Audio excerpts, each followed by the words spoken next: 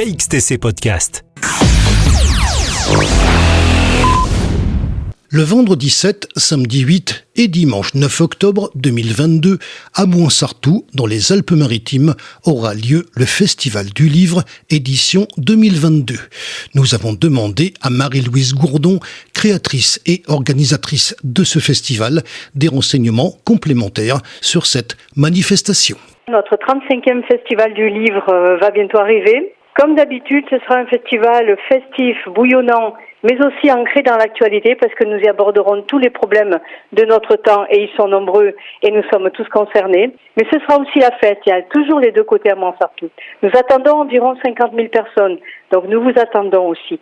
Mais surtout, ce que je tiens à dire pour ce festival, que j'ai créé il y a 35 ans, c'est qu'on le veut populaire, c'est-à-dire qu'il s'adresse à tout le monde, il est grand public, il concerne les familles, les enfants, tous les publics, parce que lorsque nous construisons, nous fabriquons le programme, nous pensons à tout le monde et nous avons envie que tout le monde vienne et y trouve la joie, y trouve son conte, trouve son livre, trouve son film. Parce qu'en effet, depuis plusieurs années, depuis longtemps, le Festival du Livre s'ouvre sur le cinéma, s'ouvre sur le théâtre, s'ouvre sur les spectacles et les concerts et nous avons un énorme programme là-dedans. Alors nous invitons à regarder sur le site du festival le programme complet. Je peux déjà vous en donner les grandes lignes. D'abord, les auteurs qui seront présents.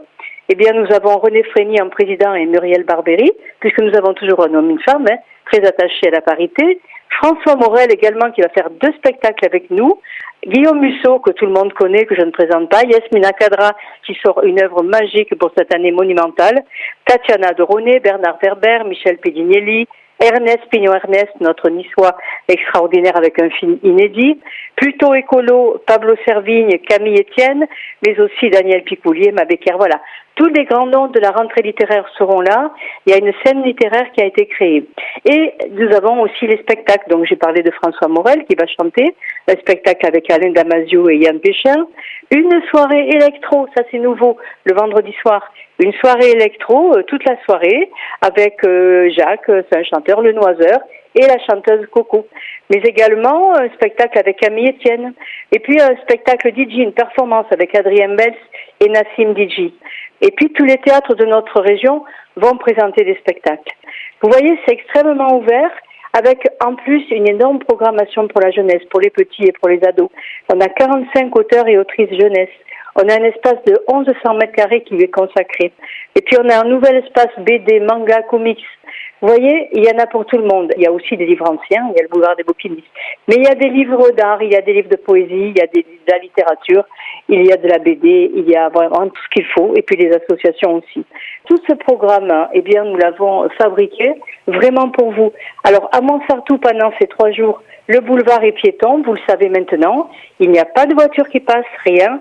C'est calme complet, sauf les animations que nous offrons, les fanfares qui seront sur le boulevard et qui vous accompagneront, ainsi que les expositions. Nous avons conçu plus de 200 événements en 3 jours. Et ça comprend les débats, ça comprend les entretiens, ça comprend les séances de cinéma, ça comprend les cafés littéraires où les auteurs sont interviewés. Il y en a pour 3 jours et puis il y a des cafés et des restaurants qui vous attendent aussi pour vous restaurer et puis pour passer un moment autour du livre que vous venez d'acheter. Il faut voir ce festival comme quelque chose de magique et de merveilleux où on vient avec plaisir. Comment fait-on pour venir à Mouansartou ? Justement, nous avons tout prévu. Mouansartou, c'est entre Cannes et Grasse. Donc, le boulevard est en piéton, il y a une petite déviation qui est mise en place. Nous avons des parkings tout alentour, des parkings de délestage, avec des navettes régulières qui viennent amener les gens au festival. Donc, on peut se garer sans problème.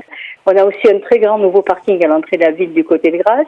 On a négocié avec la SNCF et la région un demi-tarif pour venir à Mouansartou. Et puis, il y a les bus, et puis il y a le covoiturage, et puis il y a le vélo, puis il y a tout ça. Parce qu'on est un festival éco-responsable et que nous aussi, on s'engage et on engage tout notre public à l'être également.